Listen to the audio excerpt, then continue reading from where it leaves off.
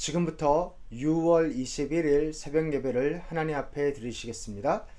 고소와 고발 앞에서 라는 제목으로 사도행전 24장 내용을 함께 나누겠습니다. 함께 읽겠습니다.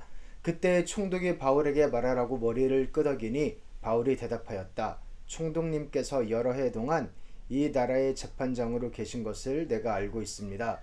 그러므로 나는 기쁜 마음으로 내가 한 일을 변호하겠습니다. 아멘. 고소와 고발 앞에서 라는 제목인데요. 혹시 고소 당한 적 있으신가요? 아니면 어떤 고발을 당한 적이 있으신가요? 마음이 어떠셨나요? 그죠? 뭔가 내가 잘못해서 그래서 고소나 고발을 당한 거라면 뭐 이제 잘못을 바로잡으면 되겠지만, 그런데 그런 게 아니라면 억울하고 무고한 일로 이렇게 당한 거라면 되게 마음이 힘들겠죠. 그리고 그 설명을 하건 변명을 하건 항변을 하건 해서 그것을 풀어야겠죠. 바울한테도 이렇게 억울하게 고소나 고발을 당한 사건이 있었는데요. 그때 바울이 설명을 합니다. 항변을 합니다. 그렇게 억울한 거에서 벗어나는 이야기이기도 하지만 또 그 깊숙한 곳에서는 또 다른 이야기가 숨어 있습니다. 그것이 무엇일까요? 먼저 바울을 누가 그렇게 고소를 했을까요? 유대인의 지도자라는 대제사장, 제일 큰 지도자격이죠. 대제사장 아나니아하고 그 유대인의 지도자들이 그 지역, 유대 지역을 다스리는 로마에서 파견한 총독 벨릭스한테 고소고발을 합니다. 그런데 그들이 직접 고소고발을 하지는 않고요. 더들로라는 대리 변호인, 즉 변호사를 고용해서 고발을 합니다. 근데 이거는 사실 되게 일상적인 케이스는 아니었어요. 자기가 뭔가 있으면, 확실한 증거가 있으면 본인들이 충분히 고소 고발을 할 수 있는데, 뭔가 좀 꿍꿍이가 있다던가 캥기는 게 있다던가 하니까 직접 나서지 않고 말빨이 좋은 사람, 언변이 좋은 사람을 한 겁니다. 그래서 이 더둘로가 총독 벨릭스 앞에 나가가지고 바울을 딱 들여다 놓고 이야기를 하는데요. 정말 진짜 화려한 언변을 구사합니다. 뭐라고 그러냐면, 벨릭스 각하 이러면서 한자 탁 올리면서 각하의 지혜롭고 너그러운 통치가 정말 대단합니다. 우리가 각하 덕택에 이 모든 평화를 누리고 있습니다. 각하의 개혁으로 모든 것이 아름답게 진행되고 있고 모두 다 각하 덕입니다. 그래서 내가 장황한 말로 이 모든 것을 설명하려 하지 않고, 안 그래도 바쁘신 분이니까 내가 간단하게 요약만 정리해서 빨리빨리 하겠습니다. 뭐 이런 식으로 하는 거예요.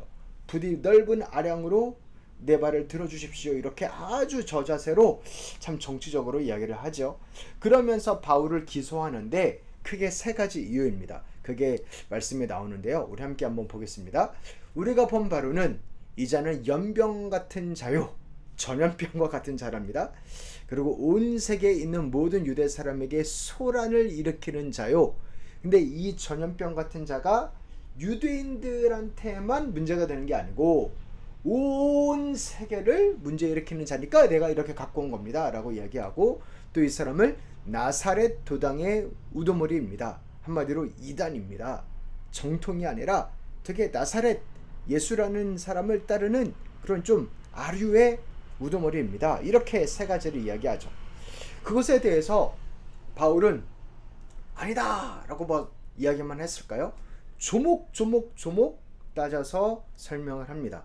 먼저 전염병과 같은가, 내가 사람들을 선동을 하나 라는 그러한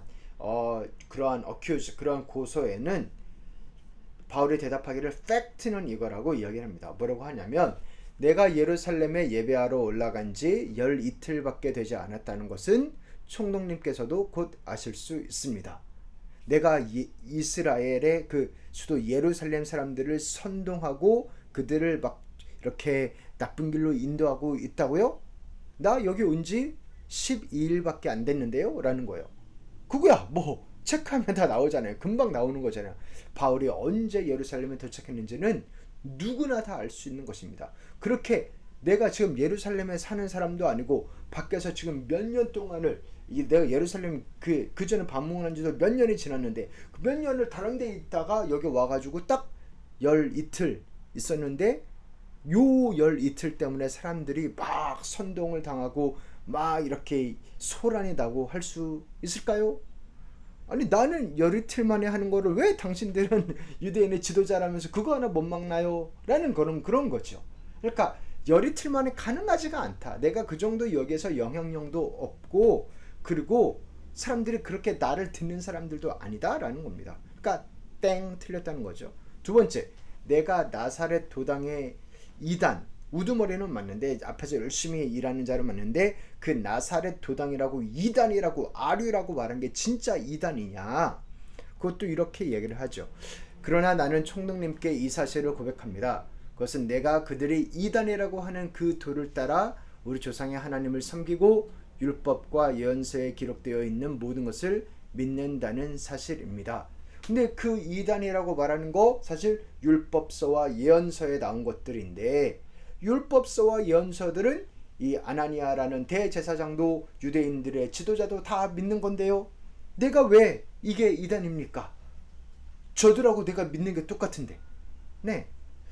그들이 나를 고발하는 그들이 이루어지리라고 바라는 소망, 곧 부활, 하나님의 의로운 자들을 향해서 부활시키는 그 생명, 나는 그거 믿는 건데요.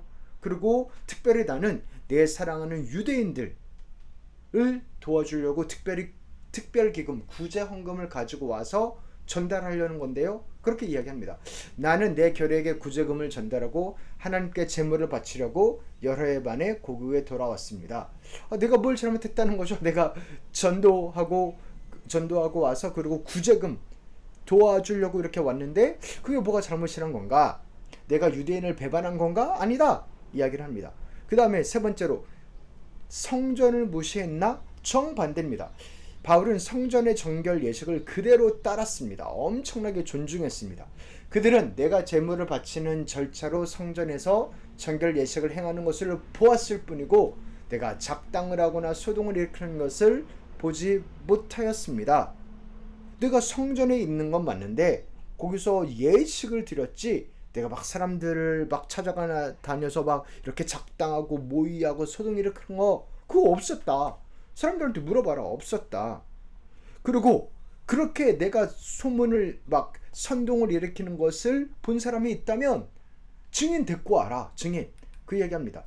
그 자리에는 아시아에서 온 몇몇 유대 사람이 있었는데 내가 한 일을 들어 고발할 것이 있으면 그 사람들이 총독님 앞에 나서서 고발했어야 마땅할 것입니다. 그러니까 지금 아나니아라는 대제사장과 유대 지도자들은 더둘러라는 변호인을 통해서 고발하고 있고, 그러니까 즉 더둘러는 당사자가 아니에요. 그리고 만약 선동하는 걸 봤으면 그 사람들이 당사자가 돼서 고발했을 텐데 그런 것도 아니에요. 그러니까 유구무원입니다. 아무 말도 하지 못합니다. 이때 벨릭스는 뭐라 그러나 이 모든 것을 판단하는 필릭스 그 총독은 뭐라고 하나? 딱 봐도 유언이고 세계 어큐즈한 것, 고소한 것도 다 땅땅땅 셋 다 아니니까 넌 무죄다, 자유다 이렇게 했을까요? 그렇게 했으면 좋겠지만 그러지 않았습니다. 네, 우리 함께 읽어보겠습니다.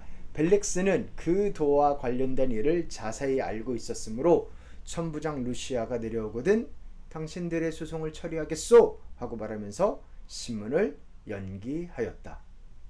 다 알아들었는데요. 이들이 다 이상하게 말하는 것도 알았는데요. 천부장이 오면 그가 다루게 하겠다면서 재판을 신문을 연기합니다. 왜요? 이 유대인들한테 잘 보여야 되거든요. 유대인들한테 잘 보여야 되는 거죠. 그리고 내가 뭔가 책임을 지고 싶지 않은 겁니다. 내 손에서 끝나고 싶지 않은 겁니다. 그래서 천부장한테 미루고 이 유대인들한테도 잘 보이고 그렇게 하려는 겁니다. 이 정직이 반드시 이기는 그런 세상은 아니었죠 이때. 그런데 세상이 그러니까 세상이 이론 이렇게 정직을 어기는 것은 일이 있었어도 그 세상이 이기지 못하는 게 있었으니 바로 하나님입니다. 하나님.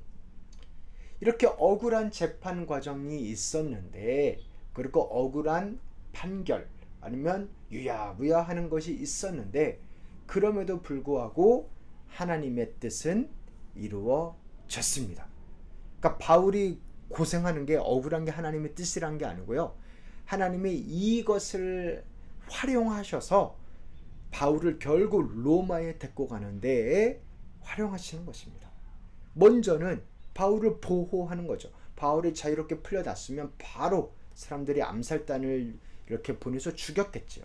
그렇게 바울도 보호할 뿐만 아니라 이렇게 바울이 그 다음 사람을 만나고 이렇게 여러 고위 관료들을 만날 수 있도록 허락하시고 그렇게 함으로 인해서 결국 로마로 가는 길을 열어주신 겁니다.